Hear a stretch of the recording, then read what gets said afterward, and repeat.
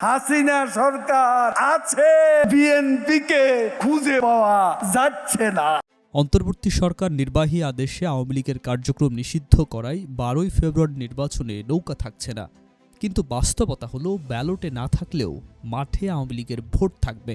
বড় একটি অংশ ভোট কেন্দ্রে যাবে এবং শোনা যাচ্ছে তারা এমন দলকেই বেছে নেবে যারা সামনের দিনগুলোতে আওয়ামী লীগকে শেল্টার দিতে পারবে। এমনকি আওয়ামী নেতৃত্বেও ইঙ্গিতে সমর্থকদের সেই দিকেই ঠেলে দিতে পারে যে দল ভবিষ্যতে আওয়ামী লীগকে আবার রাজনীতিতে ফেরার পথ তৈরি করে দেবে। খেলা হবে।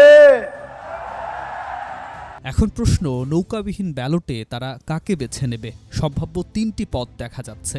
বিএনপি বা সমমনা দল, জামায়াতে ইসলামী অথবা স্থানীয়ভাবে জয়ের সম্ভাবনা আছে এমন নিরাপদ প্রার্থী।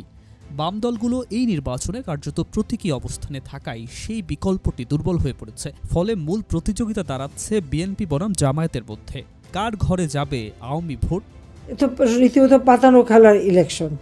এই প্রবণতার একটি স্পষ্ট ছবি মিলেছে বেসরকারি পরামর্শক প্রতিষ্ঠানের পিপলস ইলেকশন পালস সার্ভে জরিপে। জরিপ অনুযায়ী আগের আওয়ামী লীগ ভোটারদের 32.9% বিএনপিকে ভোট দেওয়ার সম্ভাবনা জানিয়েছেন। 13.2% বলেছেন জামায়াতকে ভোট দিতে পারেন, আর 41.3% এখনও সিদ্ধান্তহীন। যায় সিদ্ধান্তহীন ভোটারদের বড় একটি অংশ বিএনপির দিকেই ঝুঁকছে। তবে জামায়াতও পিছিয়ে নেই, কারণ তারাও একই অনির্ধারিত ভোটার গোষ্ঠী থেকে উল্লেখযোগ্য অংশ টানতে পারে।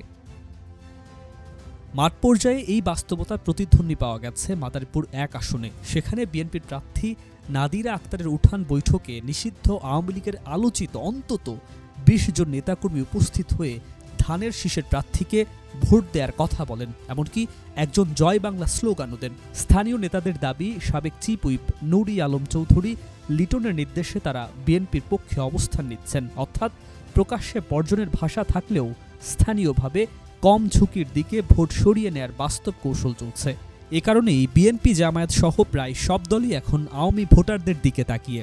বিএনপির মহাসচিব মির্জা ফখরুল ইসলাম বলেছেন, নৌকা পালিয়েছে, আমরা বিপদে তাদের পাশে দাঁড়িয়েছি।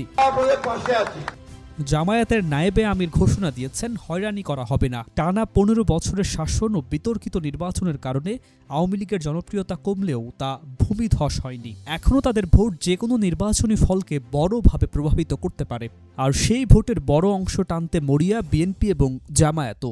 দুই পক্ষই নৌকাবিহীন ব্যালটে আওয়ামী ভোটকে নিজেদের দিকে টানতে সর্বোচ্চ চেষ্টা করছে। নৌকা না থাকলেও এই নির্বাচন আসলে আওয়ামী ভোটের দখল যুদ্ধ।